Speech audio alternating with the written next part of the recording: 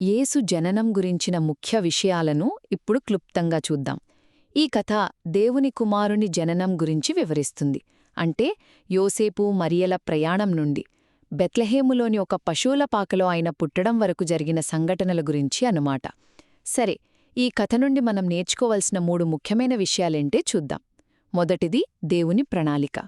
చూట్టానికి ఇదంతా రోమా చక్రవర్తి జనాభా లెక్కల కోసమిచ్చిన ఆజ్ఞ వల్లే జరిగినట్టనిపిస్తోంది. కాని తెర వెనక అసలు ప్లాన్ దేవునిది. యేసు బెత్లెహేములోనే పుడతాడని పాత నిబంధనలో ఉన్న ప్రవచనాన్ని నెరవేర్చడానికే ఇదంతా జరిగింది.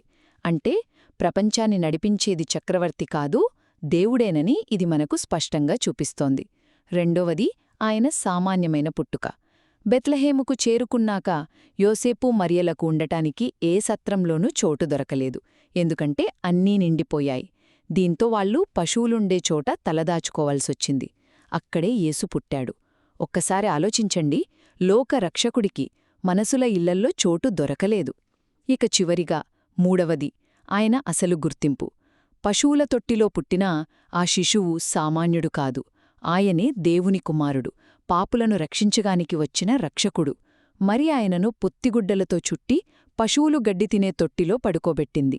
ఇంత సామాన్యమైన చోట ఆయన పుట్టడం మనకోసం పరలోకాన్ని విడిచిపెట్టడానికి ఆయన ఎంతగా ఇష్టపడ్డాడో చూపిస్తోంది. ఒక్క మాటలో చెప్పాలంటే యేసు జననం ఒక సామాన్యమైన ప్రారంభం, కాని అది మానవత్వం పట్ల దేవునికున్న గొప్ప ప్రణాళికను, ప్రేమను చూపిస్తుంది.